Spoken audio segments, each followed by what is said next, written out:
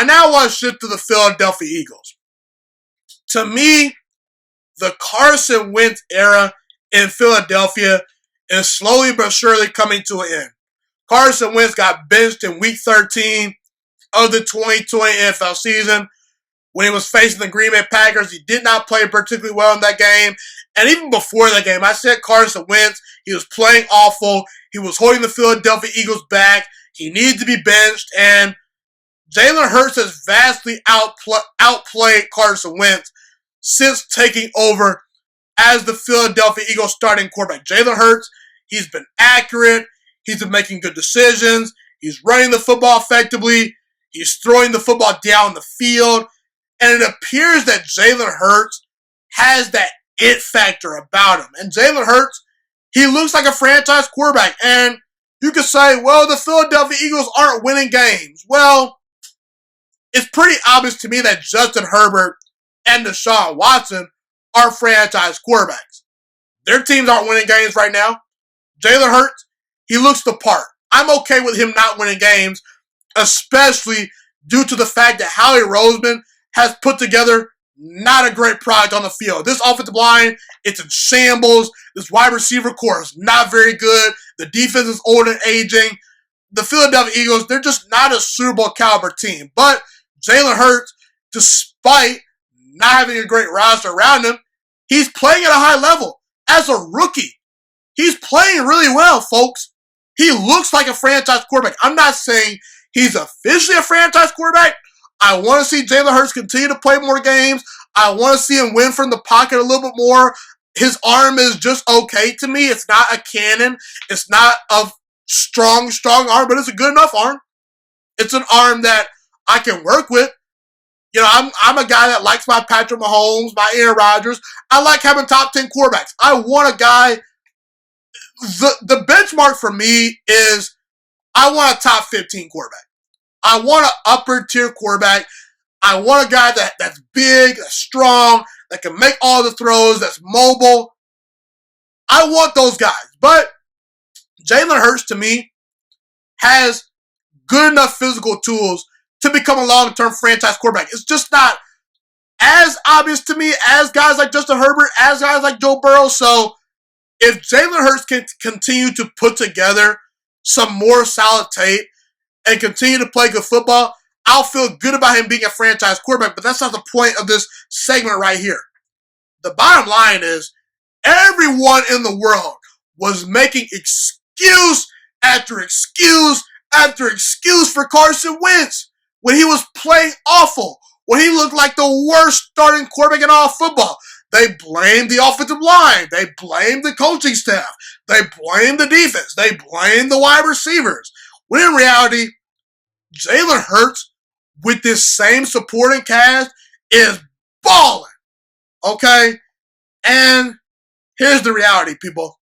The Philadelphia Eagles, they spent a second-round pick on Jalen Hurts. I say that because you don't draft a quarterback in the second round and not give him an opportunity to lead your franchise at some point. Russell Wilson was a second-round pick, people. So don't say, oh, Jalen Hurts wasn't a first-round pick. He's a cast-off. No. We've seen second, third, fourth, even fifth and sixth round picks develop into very good starting quarterbacks. So miss me with that. And the Philadelphia Eagles, they still had Carson Wentz under contract. There was absolutely no reason for the Philadelphia Eagles to really draft a quarterback. But to me, they saw something in Carson Wentz. They saw some lack of progression. They saw something missing from Carson Wentz. And they drafted a quarterback. And right now, this quarterback is outperforming the guy that they gave a big-time contract to.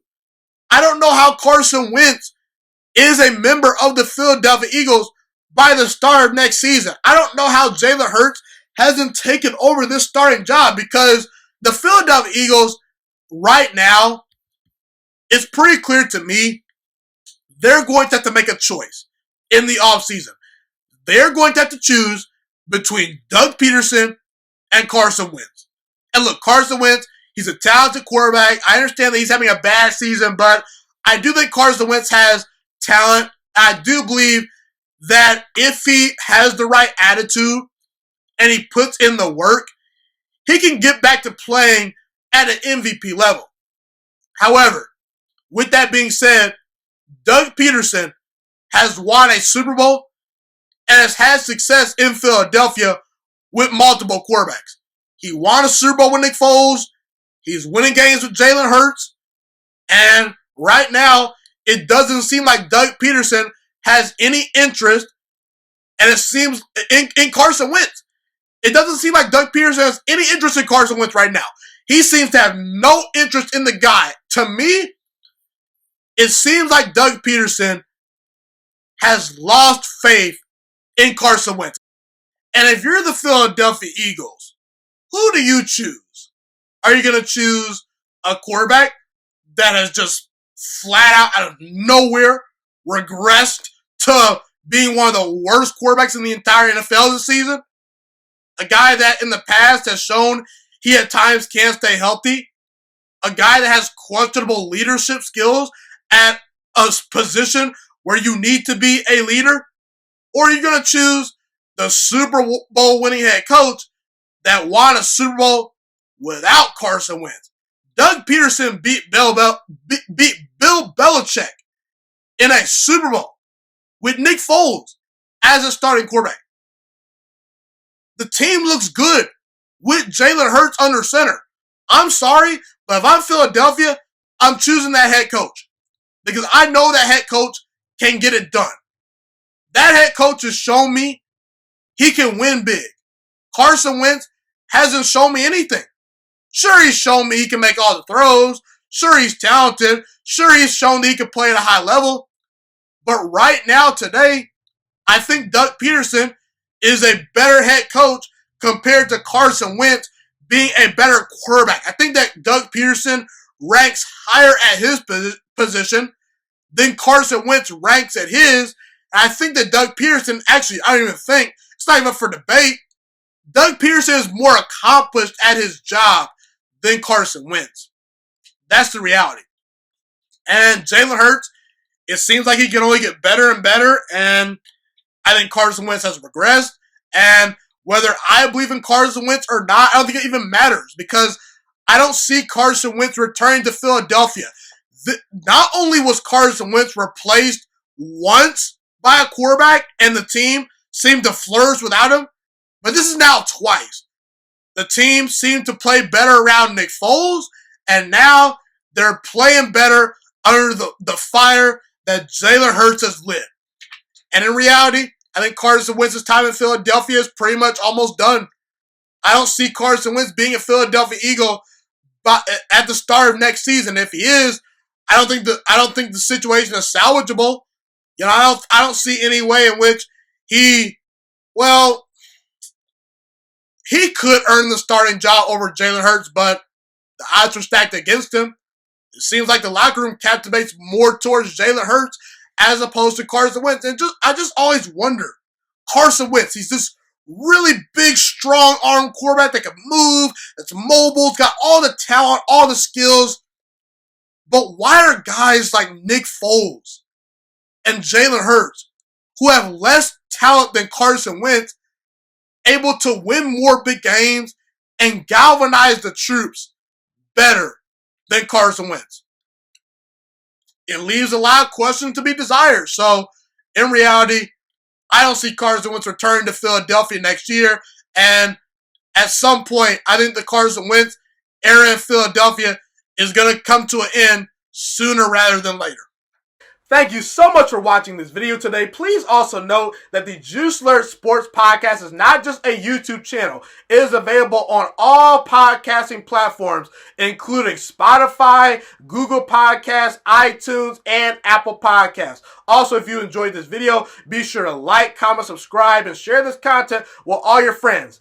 This podcast is my favorite thing in the entire world right now. It is my passion. And I want more people to listen to this podcast. I really want this podcast to grow.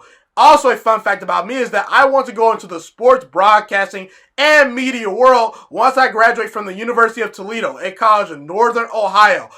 I am looking to become one of the next great sports broadcasters and analysts out in the world.